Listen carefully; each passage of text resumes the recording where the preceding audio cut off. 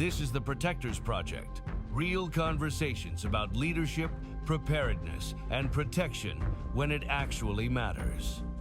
Building better protectors one story at a time. With host Joshua Sullivan. Let's get into it. And we are back. So now we are also, as you can see, joined by Colton's mom, my sister, Jamie, and we have Travis. They have been very helpful in letting us have a child to use. Are you already getting emotional? No. Oh, you hear her over there? Yeah. But we, I just want to have a conversation, right? And because I know you guys teach home safety, right? But I think it's important to everybody at home and everybody that might see this to understand that you could do the most work prepping and it doesn't matter. Does Colton play any video games right now? Absolutely. What does he play? He's playing Superheroes 2. This is on tablet, I assume? No, on the Xbox. Okay. On tablet, he plays a lot of like Sonic and a lot of learning games. Is he at any of the games yet, like Roblox or any of those kind of things? We don't allow that. Why? Because I just hear things that have happened before. Like what? Well, I'm a former gamer. Former. Who are you lying to? Former online gamer, current Call of Duty gamer. I know what people say and how they speak. So it is just not conducive for a child's development to be listening to that. And when it comes to like Roblox, World of Warcraft, Minecraft, or any of those other games, there's too large of a community to be monitored, and no matter how hard you try, you just can't limit what your child gets exposed to, especially with the recent developments that have happened with Roblox. Well, they're not recent. That's the unfortunate part is that they're not recent. That it came to light. Yeah. I mean, he has coloring books from Roblox, and he knows what it is, but we won't allow him to play it. Yeah. Well, part of what we're going to do today and talk about, I'm going to bring up some stuff from my house, right, with my stepson, and I'm not going to put his name or information out and all that stuff, obviously, but it's a pretty wild world we live in right now. And I mean that in the worst way possible.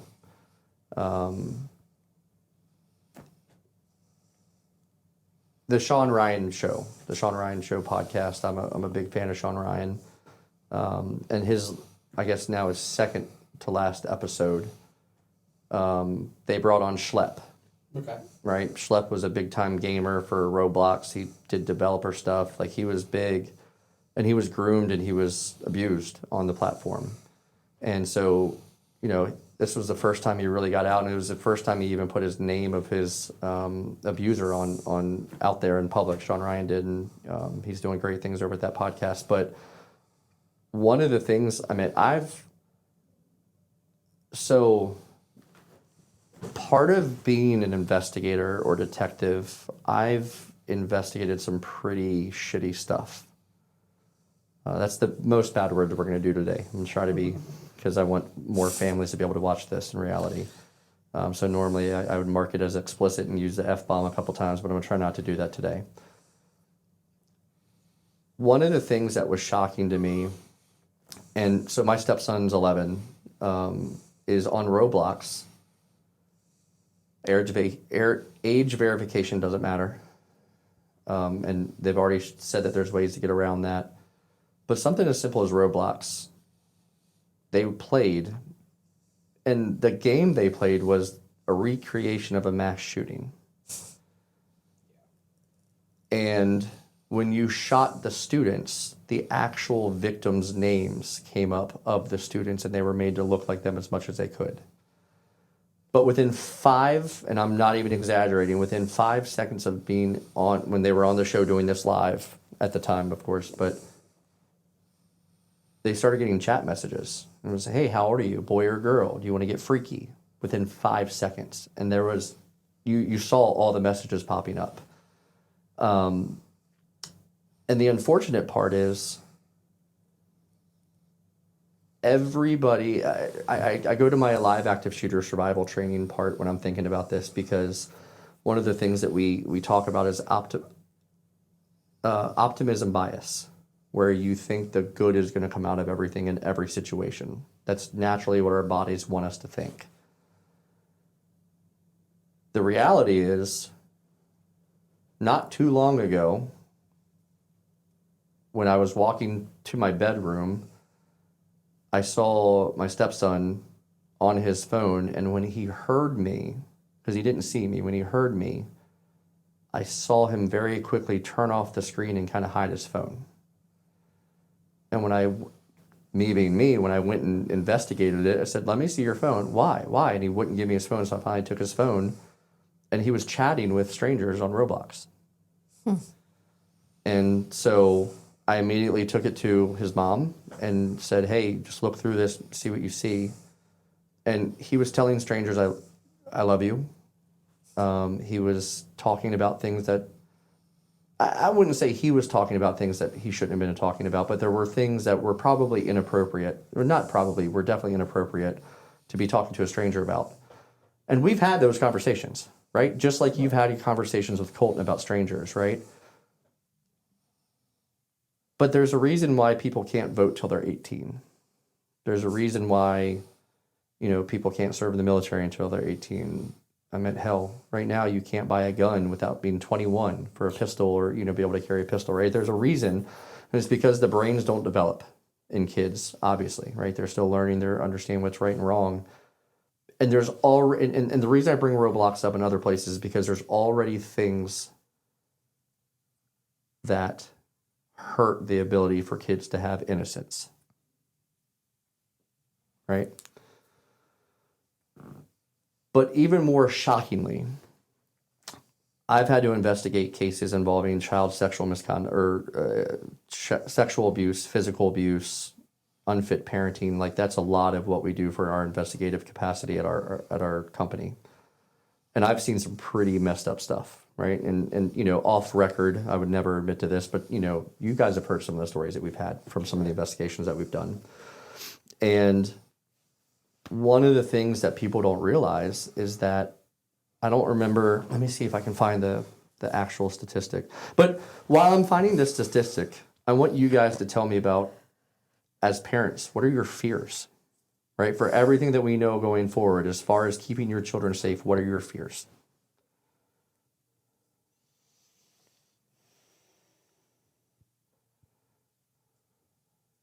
Well, I always swore I wasn't going to be a helicopter parent. And, I'm not as bad as my wife, but you better believe whenever we go out, I'm completely aware. One, because you are my brother-in-law, and I've followed your career and your teachings. And Did your microphone turn off? No, still. Okay. And through my knowledge base, I always make sure I know where he is 100% of the time. If something were to happen where we're taken out, my biggest fear is that it's not going to be enough. His innocence, and places where we can't be to accelerate his protection, his knowledge, schools, where we're both very involved, and you notice it's still not enough, because we get text messages, school's on lockdown, I'm at work, I'm driving a tractor trailer, I get that message come across my phone, I'm pulling the vehicle over to find out what's going on. Right. What about you? I mean, you know me. I'm scared of everything. I tell them all the time. I'm taking bets, by the way, how soon she starts crying. Just FYI, but continue. 30 seconds. I think it'll be a couple minutes until we get into more stuff. No, like, even walking across the street or going into like a Home Depot or anything, I'm always telling them, you have a hand, or you're standing right next to me, you're not walking away. And we always tell them, anybody can come up beside you and grab you and walk away with you. And if you're not right there with us, we can't do anything. DC And the other weekend. yeah.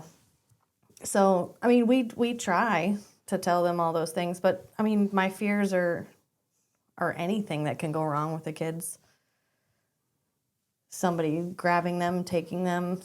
I mean, I'm going to tell you, I was 90% sure he was going to walk out that door with that guy, even though we've told him multiple times. And for the record, the guy that he walked out with, it was all set up from us. He's the chief of police for a police agency here in Maryland. He's a friend of mine that I've known for a long time. And it was like, oh, wait, Dan, hey, wait, your dog is at home with your wife, right? Oh, yeah, that's right, kind of thing. Just in case the recorders weren't going properly, one of the things, because we're not showing, the way this podcast episode is going to be is we're not going to show what happened first, right? We're going to talk a little bit, and now we're going to show the video, right? And what you may or may not hear in this video, which I'll share in a second, we'll put what was said, right? So if you didn't hear it, you'll still be able to see it, what was said. But let's share the video real quick.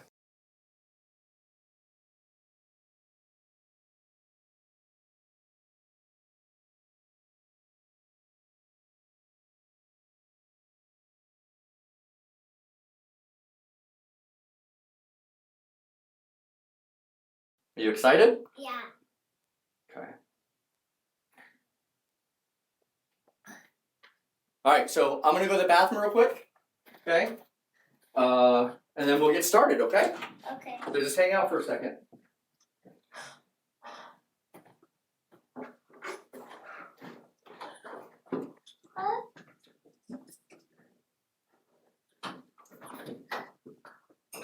What's up, buddy? Good. How are you?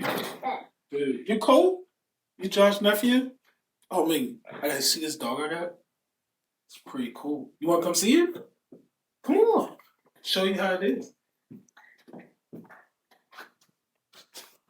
gonna go this way. I'm gonna wait for Josh to come up.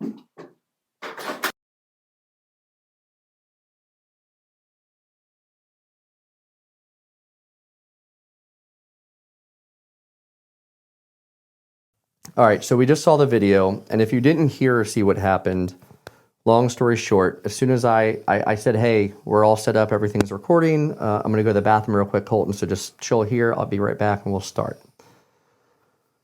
Chief Ruffin walked in and said, hey, you're Colton, right? Josh is your uncle? And something to that effect, and he said, yeah, and he was like, oh, I heard you like puppies. Look, I have a new puppy, and showed him a picture of a dog that he got from Google. I said, he's actually in the car. Do you want to go see him? And Colton said, yeah, and jumped right up and walked out. I was on the other side of the door. I had went around the different ways so he couldn't see me, obviously, and I said, oh, wait, Dan, your dog is with your wife, I thought, right? Oh, yeah, right. So nothing harmful, nothing, everything like that. But let's play when we started asking Colton real quick about what happened, and then we'll kind of jump back into our interview. All right, so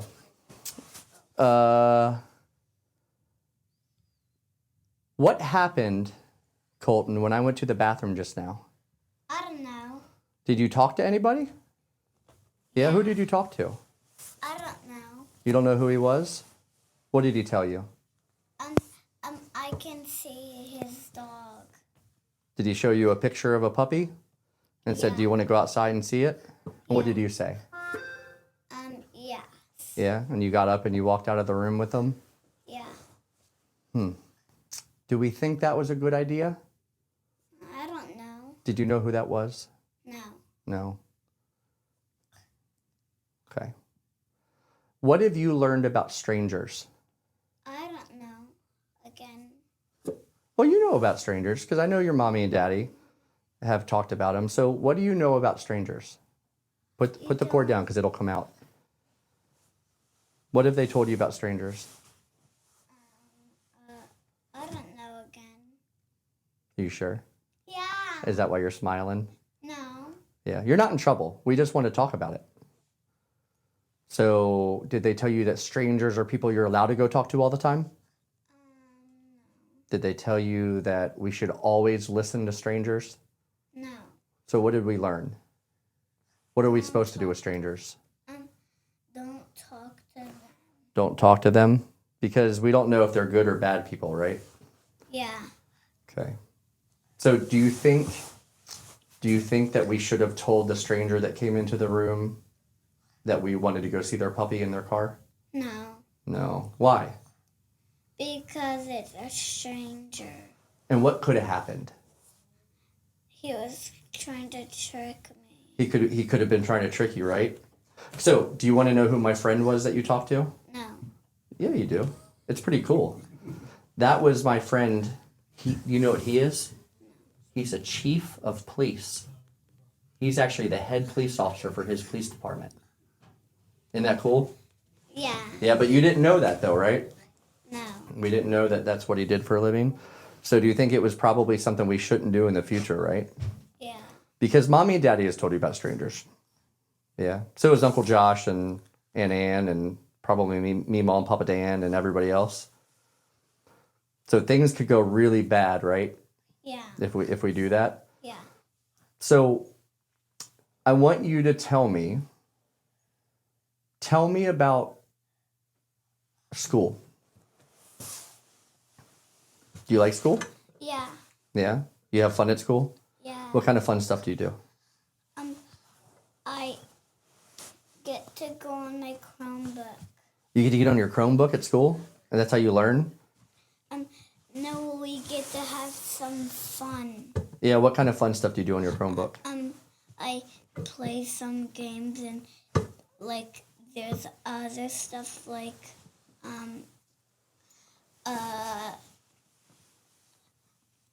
Is there like learning games on there? there's measurements. Yeah? Is that fun? You like doing measurements?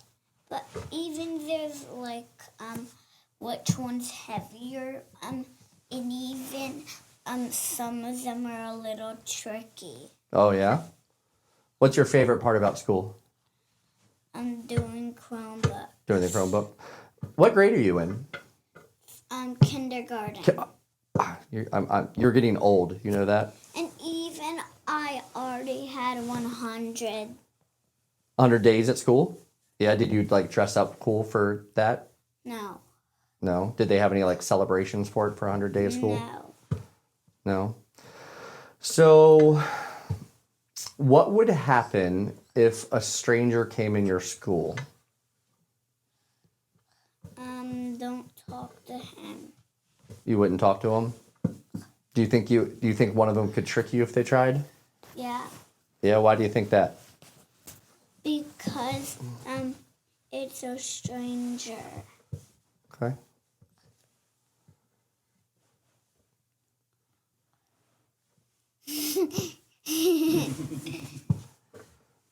Dad, Yes. what do you think about what just happened? I'm slightly shocked, but understandably,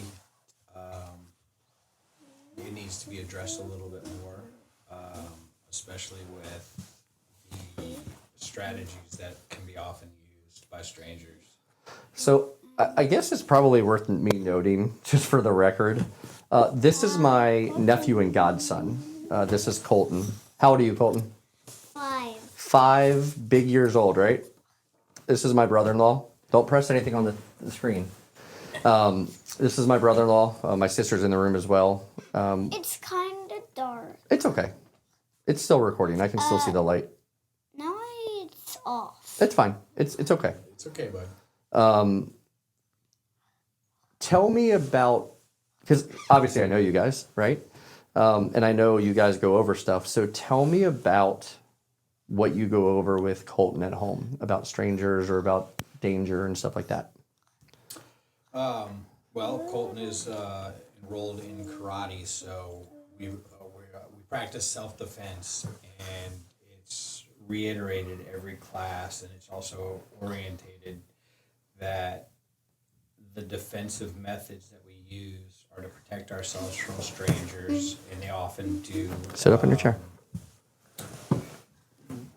routines, simulations, essentially.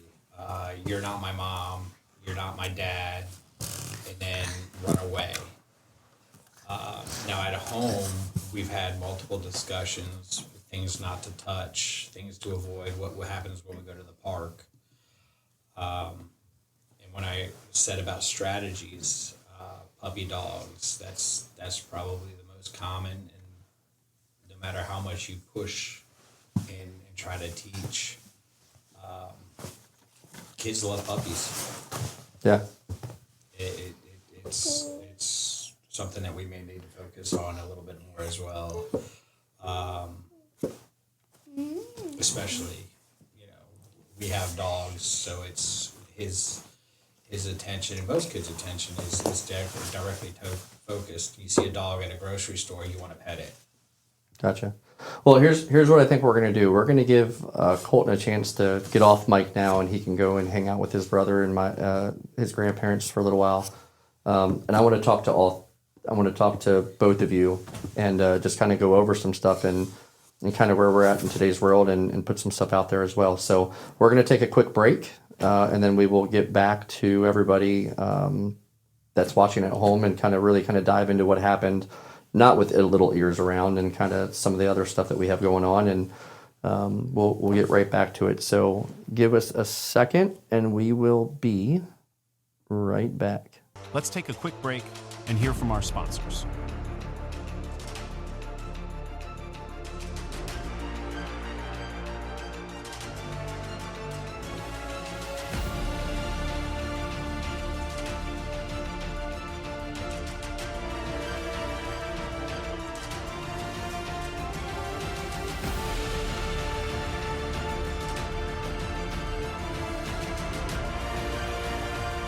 All right, we are back. So as you see, Colton knew, right? And as an investigator and as somebody that does interviews and interrogations and have unfortunately had to interview children, they know when they did something wrong, right? And you could see his reaction right away, where he was like, "Oh, I don't know," right? Like he was very dismissive because he knew. But that's the scary part, right? So I found those stats we were looking for from earlier. So overall child abuse, right? That's physical, any of them, right? The majority are going to be physical child abuse cases. About 90% of the child abuse victims know their abuser. Most perpetrators and again, this is according to the U.S. Department of Health and Human Services and the Administration for Children and Families. Most perpetrators are family members or caregivers. Now, again, I want to state this. This is more talking about physical abuse, not the sexual. We'll talk about those numbers in a second. But the breakdown that they even give for substantiated abuse cases typically are parents 77 to 80% of the time, other relatives 6 to 8%, mother's partner or father's partner, so like living girlfriends, whatever, 4 to 5%, and then the rest kind of come in between the last 1 to 2%. And those could be coaches, teachers, neighbors, all that. But when we get into sexual, especially, because that, there's a lot of, I almost did it. Hold on. There's a lot of creeps out there, right? And it's pretty crazy. 93, this is research from the National Children's Alliance and the RAINN, RAINN. 93% of child sexual abuse victims know the perpetrator,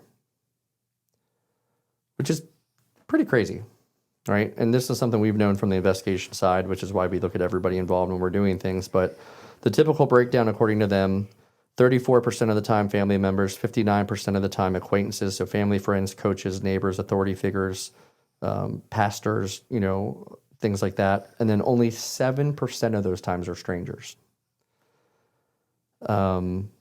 That's pretty crazy to me, right? Yeah. So it kind of takes you to a different thought process when you think about that. We spend so much time talking about strangers that we don't really talk about the people that matter. We don't talk about the different people that are the karate coaches, right? We don't talk about, nurses, doctors, right? Who do we tell our kids that are allowed to see them naked? Doctors. But we tell Colton the only people are mommy and daddy and the doctors when mommy or daddy is with you. But you also tell them not to leave with strangers. Right. And Right. he left. Right. So, and I'm not saying that to, you understand what we're Yep. talking about here. So like, it's, we're just being open and honest. It's a lot of the times kids take pieces of what we tell them and maintain them. So he knew he wasn't supposed to leave with a stranger because he even talked about it, right? When we talked to him afterwards about it. So he knows, oh, doctors are allowed to see me naked. And to kids, especially at 5 years old, when you think of a doctor, that's a nurse, Right. that's in scrubs, that's, anyone that has a stethoscope on, right, that we see on all these little kid shows that they watch. There's a lot, right? So I guess now we need to figure out, how do we solve it? Right? And there's no real easy way to do it. And that's why these people, these predators, have so much advantage over us. So what does that look like? Well, you guys have talked to Colton about it. You could talk to Colton every day until he's blue in the face because he's hard-headed, And he'll still leave with and him. he's still going to leave with the person, right? We hope that the talk. Go ahead. It's the consistent, pushing the lesson, but it's hard to figure out how to compete. You've never been a quiet person in your life, and now you're talking quietly. I just want to put that out for the record. All right, so it's the consistent lessons that we can continue to teach, but it becomes more of a competition with their games and stuff like that because they're more vested in the games than they are what mommy and daddy or even their teachers are going to tell them. And if they're being told something in a game that they're actually enjoying and having fun, they're going to pay more attention to that, good or bad, Right. as it comes across. So it's going to affect them more. Jamie? I mean, I think that consistency is key, but again, like you in that moment, you can't be there with them, and they're going to make the choice that in the moment they feel is the right one. So I think to just, and I also don't want to take their innocence away by telling them all the bad things all the time. But in Colton's situation, I feel like he has to hear that all the time. So it's in his brain when something like that happens that he remembers, oh, I'm not supposed to go with that person. Let me go find my mom. Yeah. Well, so I think it's important to kind of say it this way. The biggest threat to our kids is not the stranger in the van with candy. Right.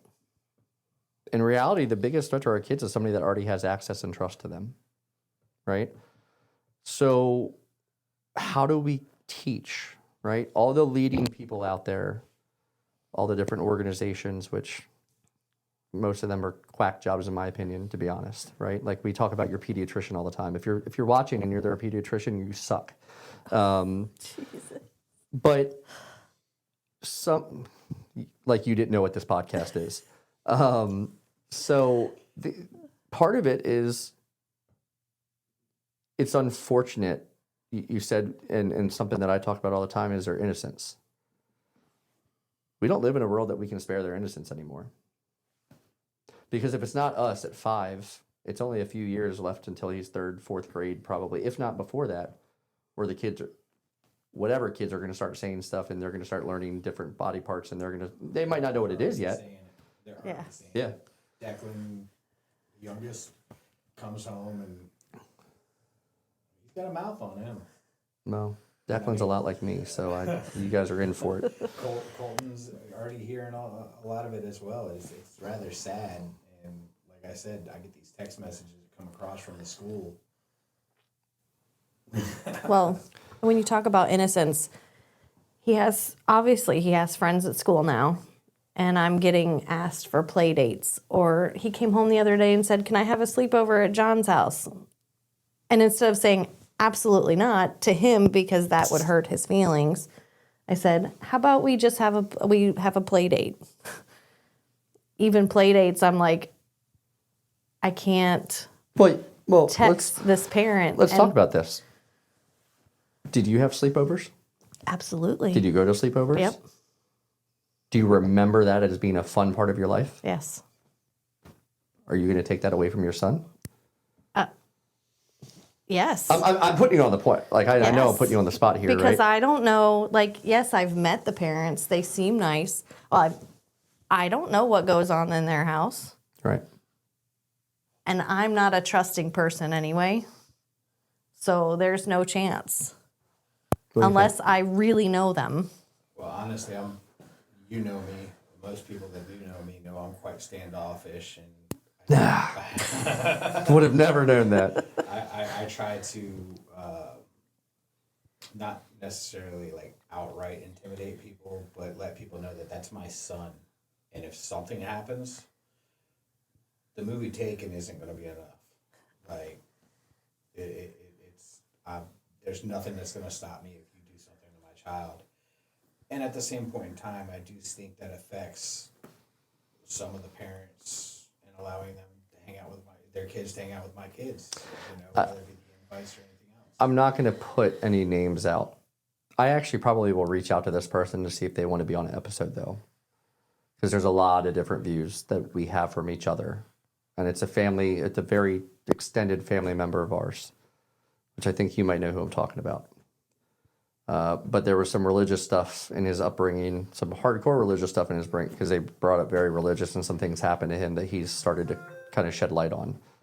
And I wonder, because again, there's a lot of different views than that person has, than most of our family, most of our people that we associate with. But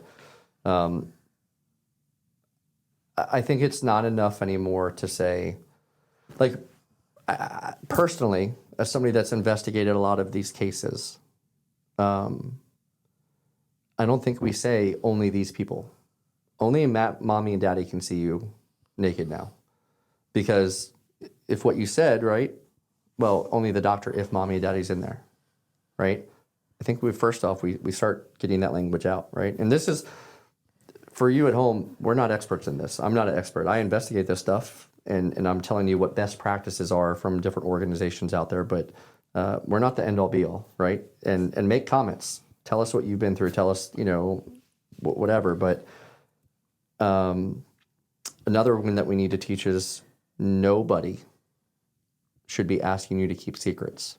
No adult. Absolutely.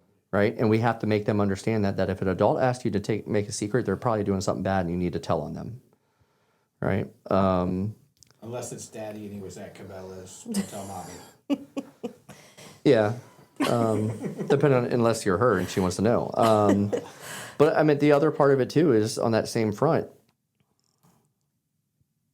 If something feels wrong to you as to your child, you're never going to get in trouble for telling me. Right. That's something that we need to get through to them. We tell them that all the time. Like, if they come home and they say something or they ask a question that's not a normal question that they would ask, especially Colton, since he's in a public kindergarten now, where did you hear that from? Or why are you asking me that? And he'll give me those answers. I don't remember. I don't know. And then a couple minutes later, after I've asked him 5 times, he'll tell me who it was. And I'm like, you're not in trouble. I just want to know who you heard it from. Well, I mean, again, I'm not putting too much of my home business out there because of whatever reasons you want to come up with, because of our blended family, I'll say. I tell my kids, both my kids and my stepson, so I tell my kids, I don't care if you tell me the truth. We can get by that together, and you probably won't get in as much trouble. It's when you lie to me, and I know you're lying to me. And ding, ding, ding. People at home, you probably already know this, and I know you guys, I literally trained to interrogate people for a living. I just expanded my for a week-long interview and advanced interrogation class that it was me, 4 other local or police officers to the Maryland area, and like 28 feds, right? Like I'm on the same level as them when it comes to interrogations. For my kids, I can tell when they're lying before they open their mouth, right? And one of them, my stepson's learned that the hard way at this point, but the scary part is what most parents miss, and that's the grooming process.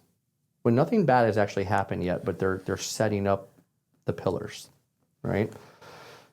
And it's not just the kids that get groomed. The parents do too. To become comfortable. Yep.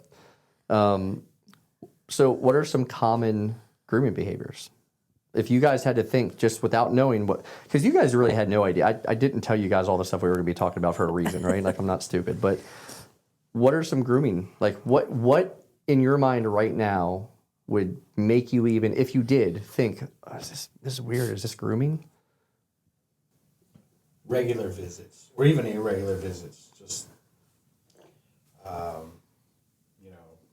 showing up out of the blue, quote unquote, but yet knowing that we were going to be there. Okay. Getting back, get some. There's no wrong answers here. I'm just looking to see what you guys would think, because I have a list of things that I'm going to bring up. Gifts. And a lot of them I think people would be like, huh, what was it? Gifts. Okay.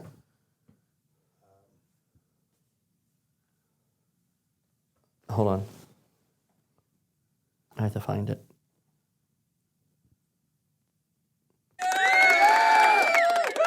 The one you just said was on the list. Gifts for parents? For anybody. Both. Do you have any? The only thing I can think of off the top of my head is like asking what your plans are all the time, or wanting to know what you're doing, where you're going. Just becoming comfortable with your schedule. Okay. I don't know. It's hard to think about. I mean, it's easy to think about. It's just hard to place everything because now I'm actually like. We're just running talking through soft everything. again. Now I'm actually running through everything in my head. Like You might need to hook it to your beard. I might need to hook it to my beard. Is that better? No, but it's fine. We can still hear you.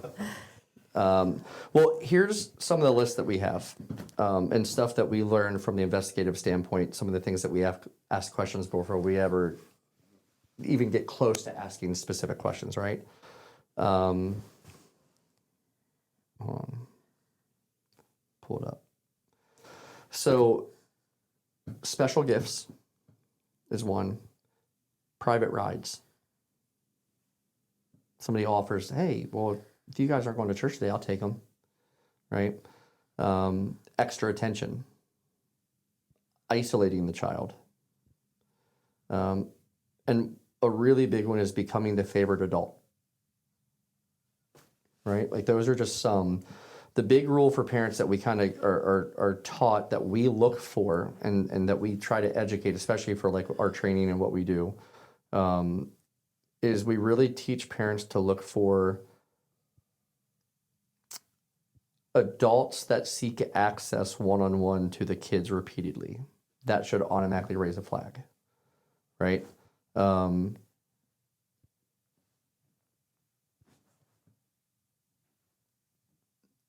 Online has become the hunting ground, right? So you guys aren't at that age yet, but it's not far, right? Oh, he asks all the time to play Roblox. Yeah. Put it on his tablet. It's not far, but it's one of those things where it's coming, Yeah. right? They're coming into that age, and so it's coming. Yeah. We're already there, right? And my son Mason, I mean, he's been video gaming since he could, right? And I didn't let him play certain games until he was old enough, and the boy's big and dumb, but he's tough. So like he's not dumb. Love you, Mason. I'm just kidding. But he knows though, and he also was taught very early. Like, if something happens, you come tell me because Dad's gonna kill whoever it was, right? But like it's coming, and even his upbringing is different than what Colton and Declan's is going to be. Hell, it's different than what Oliver's is. Definitely. It's actually sad. I was just sitting here thinking about it. I'd almost rather have him play Call of Duty and listen to the chat rooms there than playing kid-oriented games. Yeah, and you know, it's not just games, right? Where some of these online things are taking place. There's the hunting ground. Some of the common ones, gaming chats. That's pretty obvious, especially if you watch the link to the show I just dropped, where when he gets on, you'll see how quick it is that people start messaging. Snapchat, Instagram, Discord, TikTok, Roblox, Fortnite voice chat. That's a huge one that people aren't giving enough attention to. There's a lot of bad stuff going over there.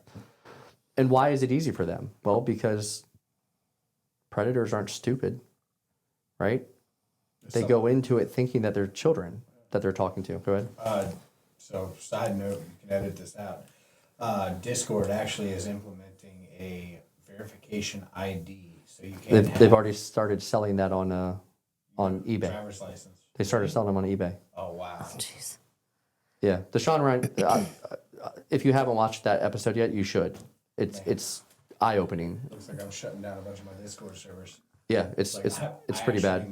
Monitor. They actually go over it in the episode on the Sean Ryan show that they actually in the Roblox chat will say, "Do you have Snap or Discord?" And they'll try to get you to leave Roblox and go to there to actually do what they need to do.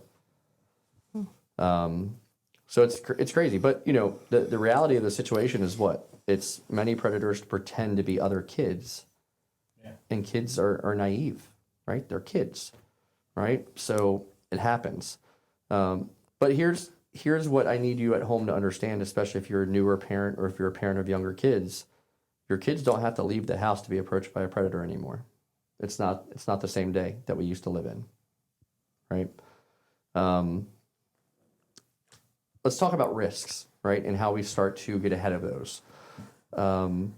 First off, devices in bedrooms. That's where it starts, right? A simple rule that many investigators or experts on this topic have said is that there should be no internet devices behind closed doors anymore in houses, right? If you're going to have a gaming room, then they game in the living room, right? And you're normally there. You can monitor, you can walk by, you hear something, right? So examples, and I struggle at home with this with my wife about my stepson. Phones should not be in the room with them. We found evidence when a couple things happened that's when it was happening. And I'm not saying anything that could get anybody in trouble or anything like that, but some of the messages even he typed was, well, I can't do that. I can't video call because my stepdad will hear and, you know, he's strict. Out of all the messages that we saw, that was the only one saying that he didn't want to get caught doing something, so he couldn't do something, right? Tablets, gaming systems, laptops. Why? Because secrets give the ability for opportunity, right? The secrecy alone gives that ability for opportunity. And the unfortunate part is that predators thrive in digital spaces. What else do we need to do? Well, we need to teach the kids the difference between secrets and surprises, right? That's something that you guys, and you guys are the voice for parents right now, right? Like, so if you have something you want to say it, because I'm sure that there's people sitting at home right now watching this that probably have the same thoughts. So I want you to voice Transparency throughout the household, it matters. Jamie and I don't have any secrets. We're trying to be as transparent as absolutely possible. See the eyes. No, she knows. But Tim's a nice guy. I mean, you know, I'm going to get hate for a gay joke now. when we're dealing with either one of the children, you know, we relay it, hey, this is what's going on. And parents, don't let your kids put you against each other. Transparency with each other, get everything handled. Well, that could be a whole nother episode. That literally could be a whole nother. Well, so if you heard what I just said at home and you're not sure, what did I say? Well, there's a difference between secret and surprises, right? Do you guys know what that means fully? I'm going to explain it either way. Kind of. So, Surprise, just don't tell mom that we're going to throw this party. A secret is don't tell mom. well, the secrecy is also where the predators thrive, right? We already talked about that. We have to teach our kids that surprises are temporary, right? Birthday gifts, it's once a year on your birthday, right? Not an all the time thing. Secrets are about touching or messages or anything like that.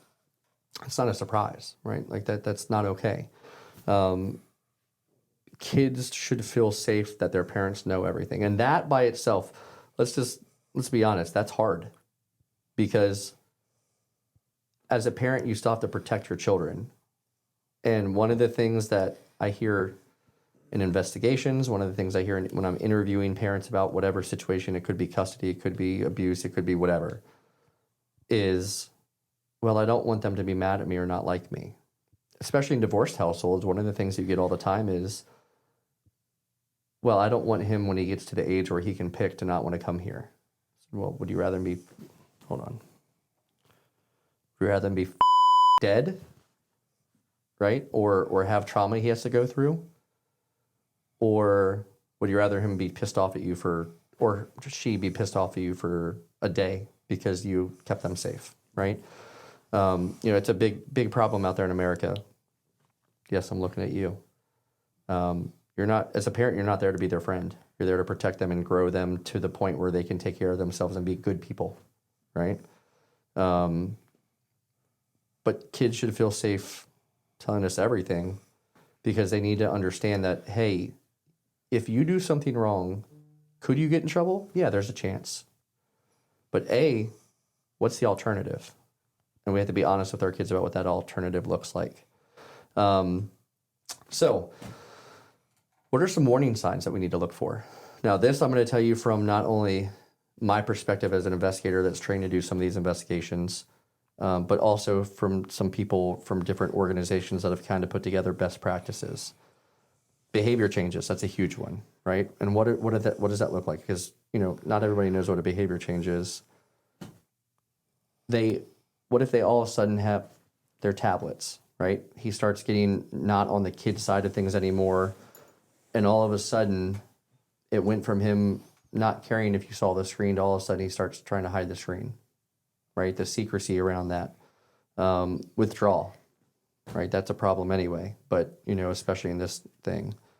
If he comes home from school and has a $20 bill in his pocket that you didn't send him with, where did you get this from?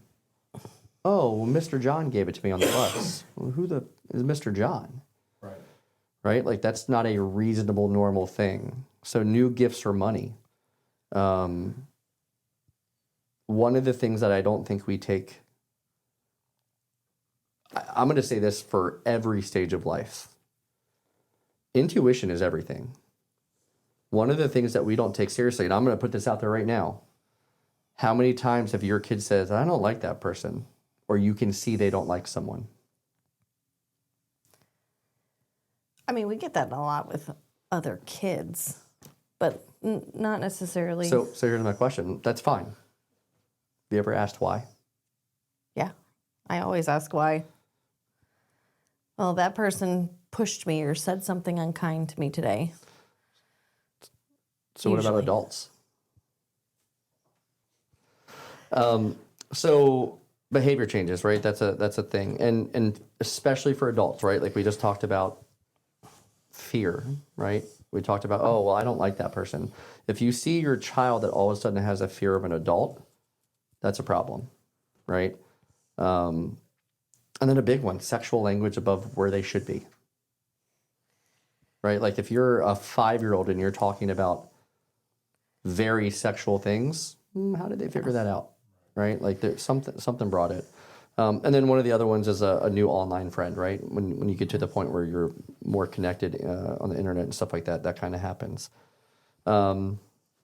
How can we teach our kids though, right? Because a lot of it we already learned today, right? You guys have spent many times talking about stranger safety and what to do and all that, and It wasn't hard, right? And that's, it's not just on you guys. So I don't want you to feel bad about this, but like at home, like I would put money on it that we could do that to pretty much any of your kids in any situation. You go to the bathroom when you're at a restaurant and you leave your kid at the table by himself. And I walk up and you know, we could go farther into this if we really wanted to, where someone that has any training or someone that does bad things for a living in this instance, it's not hard to see, oh, you play soccer, right? Because they watched you pull up and you have the sticker on your car that your kid plays soccer and there's only one kid in the car. And they leave you alone for 10 seconds or 20 seconds or 2 minutes in the bathroom. And, oh, you play soccer, right? Oh, my son, you know, the one that plays goalie. And they say, oh, Lucas? Yeah, Lucas, that's my son. You and Lucas are friends, right? Did he show you the new puppy? Mm-hmm. And that person's gone, right? So how do we actually teach our kids? Well, you said it, right? Repetition, consistency is one of them. But we teach them littler things, right? Stay in groups, right? If you're by yourself, you shouldn't be, right? You should be with mommy, daddy, you should be with somebody, but you should be with somebody, right, that's trusted.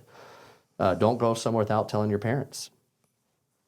If you say, hey, you cannot go anywhere with anybody unless you tell mommy or daddy. So if somebody tries to get you to go with them, you might be able to go with them, but I want you to run to mommy and daddy and tell us first so we know. They might remember that. So in that instance, he's like, yeah. And then as soon as he gets around the corner, he runs to wherever you guys are or knows where whoever the adult is, right? Little things like that change the thought process and can help sometimes. Practices and atmosphere as well. No rides from adults without permission from mommy or daddy first, right? And we have to teach everybody, not just kids, but trust your instincts, right? Like that's a huge one. If something feels weird, it probably is. Tell us, right? Like that's a big one. But in talking about like what we talked about, like trying to keep the innocence intact, how can we do it without scaring them, right? Because that's a big thing, right? Colton was not scared in the process of this video. Again, I put that out there. But like, we have to teach kids that believe, and I'll say 100% I'm guilty of this. I'll admit it, I'm guilty of this. One of the things we really should be doing based on all the expert advice out there is we have to tell kids that you're allowed to tell an adult no. Yep. Now, you tell me no, as your dad, I'm a but you understand what I'm saying. Like, we have to make it okay for kids to say no to adults, especially ones that they don't know, right? Well, I do that with Colton. I'm like, if we go tell them, even with family, you want to go give so-and-so a hug before you go? If he says no, he doesn't have to give a hug. Yeah. It's okay.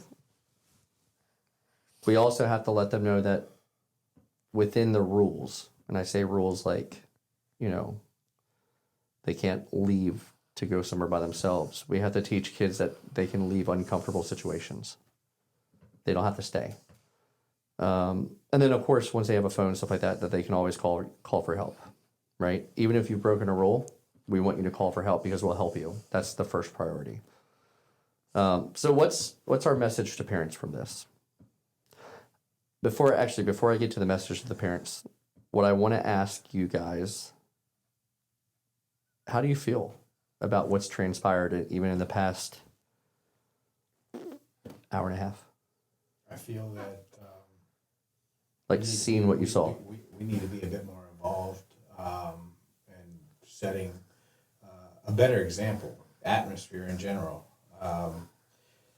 Put our phones down, put our tablets down, take away our screen time, and be more involved with the kids. Be a part of it. Get them not just diving right into a tablet, you know, and have the conversations. I mean, no matter how much we preach, we push, don't touch the safe, don't touch anything that's left out. Let me know what's going on. You know, who are you talking to? This is stuff that, you know, we reiterate, and in a prearranged situation, he just goes right on off, has no idea. Yeah. It's shocking, and it's something that I'm going to work on myself. What about you? I mean, I feel a little uneasy knowing everything that goes on, even though I already knew it. But I feel good in a sense because a lot of the things that you said, like no electronics in the bedroom, we're already doing that.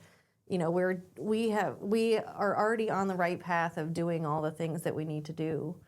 We just need to be more consistent and come up with different ways to stress certain points to the kids. I mean, it is scary that all of this stuff could happen, but I feel good with what we've done so far. Even hearing all the things that you've been saying, I in my head, I'm like, oh, we do that. Oh, we do that. We do that. So Yeah. at least we're on the right track. Well, so this is one of the things I want to put out towards the end of this episode. Most predators succeed because they rely on secrecy, access, and silence. The main start to removing that access and that ability is to take those three things away or monitor them very closely. When we do those things, we reduce that risk to our kids almost instantly. But here's what I want to say. We also have to be understanding that we can't take away their childhood, right? There has to be that line. Hey, you can play these video games, but I put the parental controls on to where there's no chat. You want to chat? Right. Talk to yourself, right? Because we don't want to take their childhood away from them, right?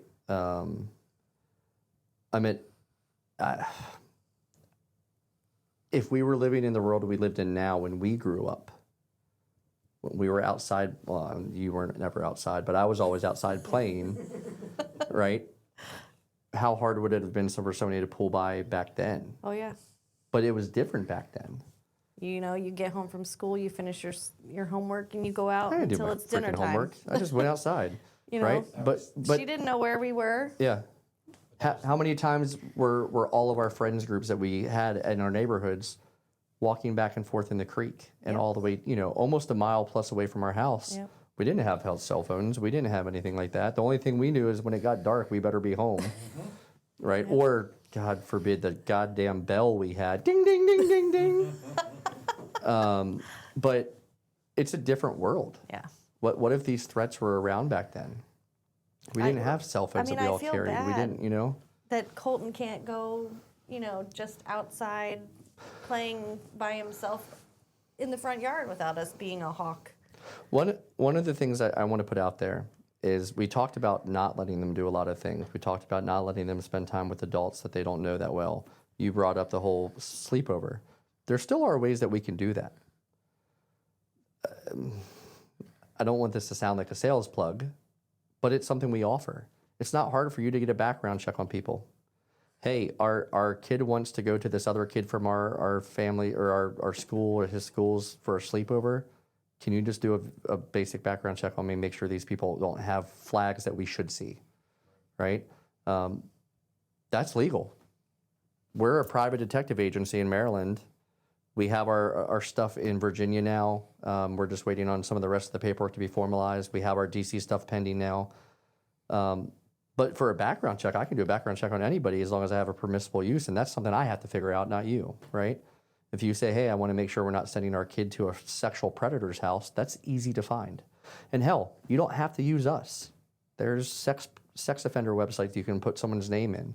Now, you might have to play around with how you get their actual information, right? But there's things that you can do to take those actions and then be open with your children.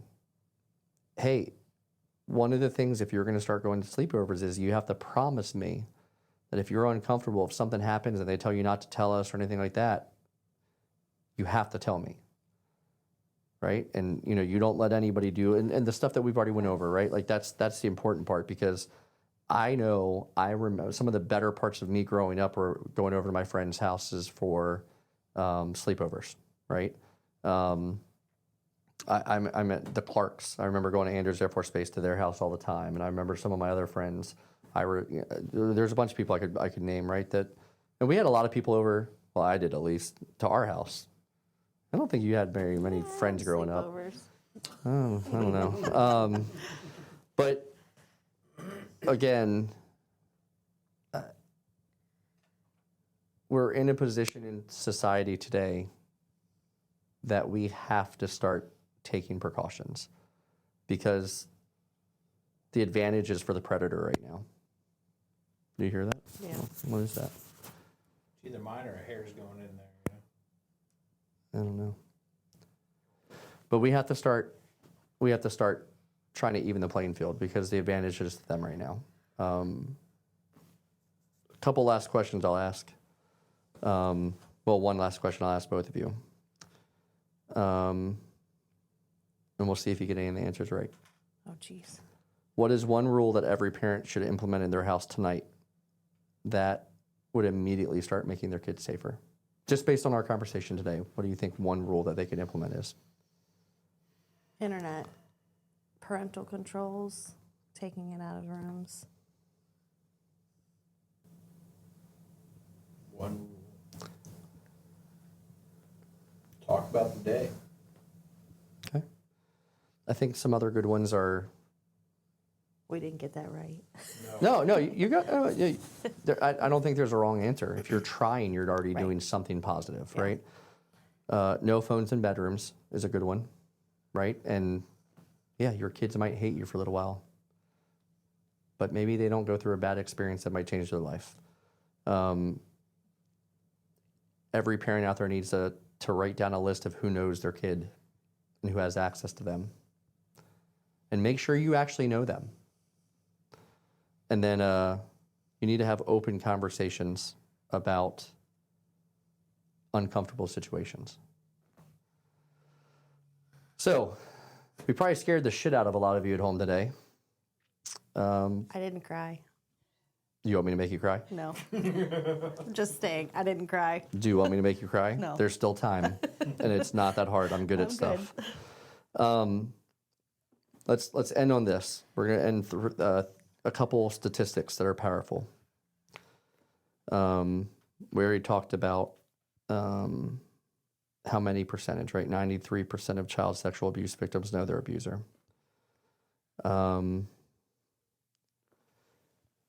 1 in 4 girls and 1 in 13 boys experience sexual abuse before age 18. And this is data from the U.S. Department of Justice. So if you're at one of those people and you're at home saying, oh, this would never happen to me or my kids, it's a pretty powerful number. That's 25% of girls and 1 out of 13 boys. And many of them never report it until adulthood. Or at all. Statistically, we know only the cases that were actually reported. Right? I mean, we could bring up Epstein, we could bring up all that kind of stuff, and it should be in the conversation, right? I'm not a very political person just because I've been around it my entire professional life, pretty much, in some way, shape, or form. But educate yourself on the Epstein files. Better yet, you should be concerned that Congress, 357 members of Congress, just voted to not release anything that had to do with sexual harassment claims against them. And they won. So that's its own thing. Grooming is often slow and strategic, right? They go through their whole process just like the good guys do to find bad guys, right? They identify a vulnerable child that has access through a trusted setting. They build an emotional connection and isolate and then introduce secrecy. Predators rarely start immediately with a crime. They start with trust. And then I would be remiss if I didn't offer resources. One of the resources, I'm going to talk about a few, but one of the resources I want to talk about is the National Center for Missing and Exploited Children, missingkids.org. Their resources include online safety guides, how to report online predators, which we need to report, parent education tools, and then the cyber tip line for reporting exploitation. That's a really good starting point. I actually got to take some classes with some people that worked at missing and exploited children, and their organization is doing amazing work, but they need help too. RAIN, RAINN, RAIN.org. It's a 24/7 confidential hotline. It's a help for victims and parents, and they have guidance on reporting if you're not sure.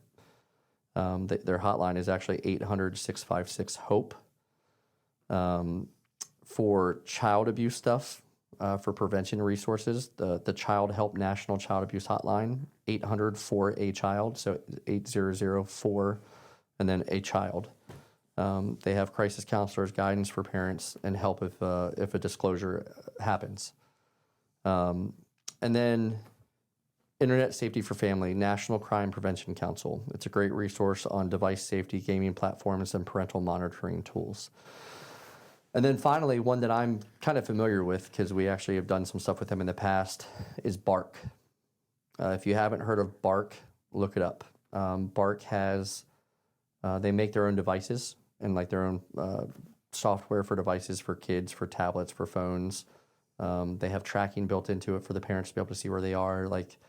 They have a lot of amazing resources at Bark. I don't get paid to say any of that, by the way, but hey, Bark, hit me up if you want to talk. But Bark is a really good one. Again, I just want to kind of end with this. Predators rely on three things: secrecy, access, and silence. If parents take those three things away, then you're already dramatically reducing the risk. Open your lines of communication, open your supervision, right? And teach them awareness. And that's kind of how we get, through this. I can tell you, I've tried my hardest already, and we'll see how that goes. But Roblox, if it was up to me, that wouldn't be in my house. Discord, not a chance. Snapchat, I don't have Snapchat. Well, my business has a Snapchat for marketing reasons, but I don't have a Snapchat. TikTok, a lot of bad stuff happens on TikTok. A lot of stuff happens on Instagram. I don't have TikTok. So the important thing, do something. If you're not sure, talk to somebody. You can always call us if you have questions at Discreet Security Services Investigations, 240-761-7266. And there's always help. That's the last thing, right? Like, you don't have to feel isolated yourself if your child had an issue. A lot of parents don't want other people to know that they let their children have an issue. Bad things are going to happen no matter what. What you do to recover from that and help after makes the difference. So if you're not sure, I mean, we're a private detective agency, we're a special police agency, we're a security agency in Maryland and other states now. Ask, call us, set up a consult. I'll talk to you for free and what you should do. I'll give you the best advice I can. If I can't help you, I'll guide you to somebody that can. But it starts with paying attention and doing something. Do you guys have any last thoughts? Complacency is the enemy. Yeah. Jamie? Nothing. All right. Well, we are going to head out. If you, I don't want to say if you like what you heard today because it was a pretty heavy topic, but if you think you have people that would benefit from seeing this, there's a couple things you can do to help us. Like, share, and follow, and leave comments. But that share one, that's a big one. This conversation needs to be heard by as many people out there because as unfortunate as there's still people that live under a rock and think that this stuff doesn't happen. I'm going to send you over that link still that we saw earlier for Sean Ryan Show, episode 284. I don't know how I remember that number, but that's what it is, 284. With Schlepp. It's eye-opening. But the best thing you can do is pay attention and do something. So like, follow, share, hit that share button, especially. People need to hear this, and tell us what you think. Ask us questions. We can go on Facebook Live. We can do a bunch of stuff. Chief Ruffin from last week's episode, and Sergeant Lee, they both offered to get on, and we can go live anytime. We're here. We're here to help, and we're here to give you guidance if you need it, because we don't want anyone to be alone. So thank you for watching, and we will see you next time. You've been listening to The Protectors Project. New episodes drop weekly, focused on leadership, preparedness, and real-world protection. If this episode added value, subscribe, share it with someone who carries responsibility, and join the conversation. Until next time, stay prepared, stay accountable, and lead well.